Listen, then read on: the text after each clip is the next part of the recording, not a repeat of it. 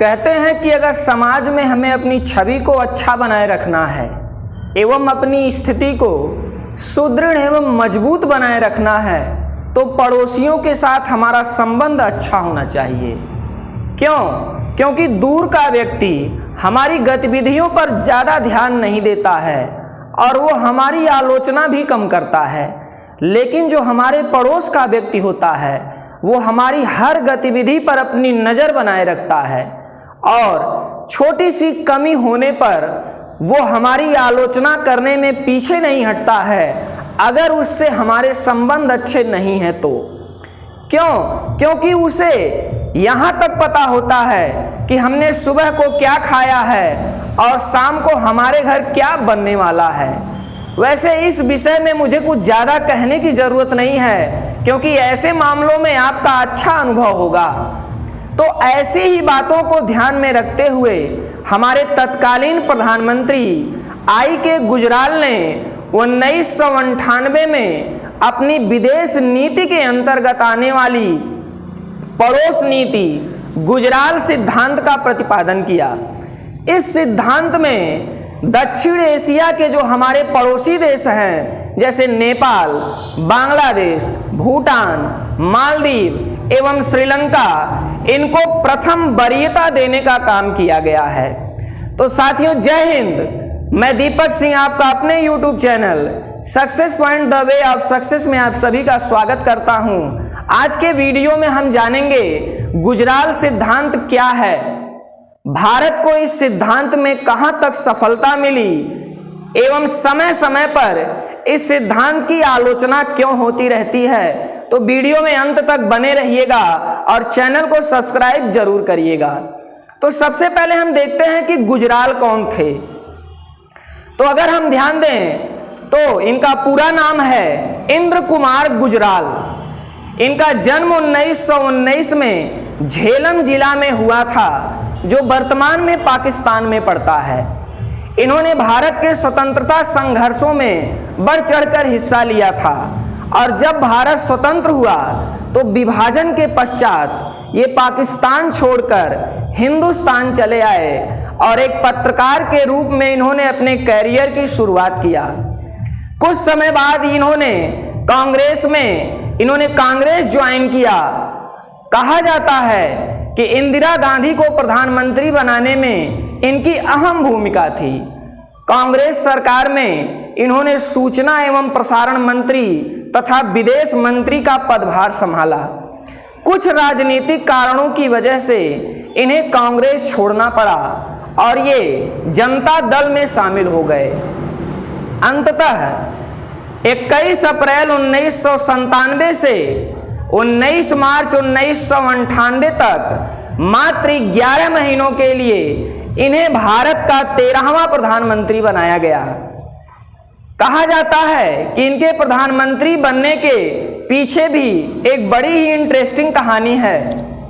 ये जिस दिन इनको प्रधानमंत्री बनना होता है उसके एक रात पहले ये बड़े ही आराम से अपने घर में सोए हुए थे और रात के 12-1 बजे के बीच गठबंधन के नेता इनके घर पहुंचते हैं और इनको उठाकर कहते हैं कि साहब उठिए, कल आपको प्रधानमंत्री की शपथ लेनी है। अब सोचिए एक व्यक्ति के लिए कितना चौंकाने वाला विषय होगा कि वो रात में सोया हो और कोई आकर उससे कहे कि कल आपको प्रधानमंत्री बनना है। खैर, जो भी बात हो, इन्होंने भारत के 13वें प्रधानमंत्री के रूप में पदभार संभाला। इन्हें सबसे ज्यादा इनकी विदेश नीतियों के कारण जाना जाता है। उन्हीं नीतियों में है गुजराल सिद्धांत। आज हम गुजराल सिद्धांत के बारे में पढ़ेंगे। तो सबसे पहले हम देखते हैं गुजराल सिद्धांत क्या है। गुजराल सिद्धांत में 5 प्रमुख तत्वों का उल्लेख किया गया है, जिसमें पहला तत्व जो है उसे गैर पारस्परिकता का सिद्धांत कहते हैं। ये गैर पारस्परिकता का सिद्धांत क्या है? चूंकि भारत जो है वो दक्षिण एशिया का एक बड़ा एवं प्रमुख देश है, इसलिए भारत जब भी अपने पड़ोसी देशों के साथ अपना संबंध बनाएगा तो वो पारस्परिकता के नियम पर जोर नहीं देगा। इसका कहने का मतलब यह है कि भारत बिना किसी तत्कालिक लाभ का परवाह किए सहयोग की नीति पर काम करेगा और अपने पड़ोसियों की हमेशा मदद करेगा।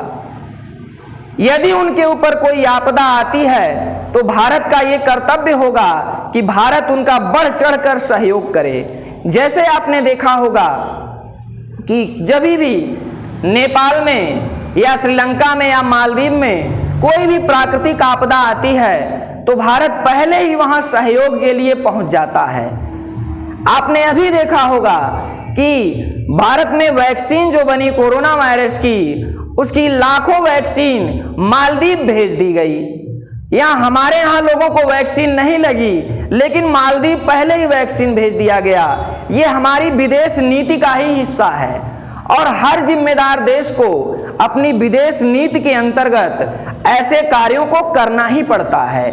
यानी पहला सिद्धांत ये कहता है कि भारत को बिना किसी तत्कालिक लाभ का परवाह किए अपने पड़ोसियों की मदद के लिए तैयार रहना है। यानी भारत एक बड़े भाई की तरह, जैसे एक बड़ा भाई अपने छोटे भाई के साथ व्यवहार करता है, वैसा ही व्यवहार अपने पड़ोसियों के साथ करेगा। जैसे आप और आपका छोटा भाई बाजार गए, आप दोनों ने एक एक चॉकलेट खरीदा। आपके छोटे भाई ने चालाकी के साथ अपना चॉकलेट रास्ते में ही खा लिया और घर आते ही वो आपका चॉकलेट देकर रोने लगा, तो आपके माता पिता क्या कहेंगे कि अरे वो तो छोटा है, तुम ही अपना चॉकलेट उसे दे दो, और अंत में मजबूर होकर आपको अपना चॉकलेट उसे देना पड़ता है। ऐसा ही भारत को करना होगा। दूसरा नियम क्या कहता है? दूसरा नियम यह कहता है कि दक्षिण एशिया के देश अन्य पड़ोसी देशों के विरुद्ध अपने भू क्षेत्रों का प्रयोग नहीं होने देंगे। इसका कहने का मतलब यह है कि कोई भी देश अपने पड़ोसी के विरुद्ध अपने भूमि क्षेत्र का प्रयोग नहीं होने देगा। यानी भारत से नेपाल के विरुद्ध या नेपाल से भारत के विरुद्ध कोई भी गतिविधि नहीं होगी। अब बात यह है कि भारत तो ऐसा नहीं करता, लेकिन बाकी लोग ऐसा करने से बाज नहीं आते हैं। दूसरा नियम क्या है कि सभी देश एक दूसरे की क्षेत्रीय अखंडता एवं संप्रभुता का सम्मान करेंगे। अर्थात कोई भी देश अपने पड़ोसी देश की क्षेत्रीय संप्रभुता को और उसकी अखंडता को हस्तक्षेप नहीं करेगा, उसमें अवरोध नहीं करेगा, यानी किसी भी देश की भूमि का अतिक्रमण नहीं करेगा, उनकी अखंडता एवं संप्रभुता का सम्मान करेगा। चौथी बात क्या है कि सभी देश एक दूसरे के आंतरिक मामलों में हस्तक्षेप नहीं करेंगे। गुजराल सिद्धांत की चौथी बात या चौथा प्रमुख तत्व यह कहता है कि सभी देश एक दूसरे के आंतरिक मामलों में हस्तक्षेप नहीं करेंगे। यानी किसी भी देश के अंदर क्या हो रहा है, इस बात में उसका पड़ोसी देश हस्तक्षेप नहीं करेगा। पांचवी बात क्या है कि दक्षिण एशिया के सभी देश अपने आपसी विवादों का समाधान शांतिपूर्ण तरीके से तथा द्विपक्षीय बातचीत के आधार पर करेंगे। यानी अगर किसी भी दो देश के बीच अगर कोई आपसी विवाद हो जाता है तो उन विवादों का समाधान वो शांतिपूर्ण तरीके से करेंगे और द्विपक्षीय बातचीत के आधार पर करेंगे। कोई लड़ाई झगड़ा या कोई युद्ध नहीं करेंगे। तो ये तो था गुजराल सिद्धांत। अब देखते हैं गुजराल सिद्धांत से भारत को लाभ क्या हुआ। तो वैसे तो गुजराल सिद्धांत से भारत को ज्यादा लाभ है नहीं। भारत को लाभ यही है कि भारत वैश्विक पटल पर भारत की छवि में काफी सुधार हुआ है। भारत जो है वो एक उदारवादी एवं सहयोगी देश के रूप में सामने आता है। वहीं अगर इसकी आलोचनाओं की बात करें तो समय समय पर इसकी आलोचना इस वजह से होती रहती है क्योंकि इस सिद्धांत से भारत को आर्थिक रूप से काफी नुकसान का सामना करना पड़ता है। और ये जो देश हैं जैसे नेपाल को ही आप देख लीजिए, ये सहयोग तो भारत से लेता है लेकिन ये भारत को ब्लैकमेल भी करता रहता है। समय समय पर ये भारत के साथ चाइना कार्ड खेलता रहता है और भारत को धमकी देता रहता है।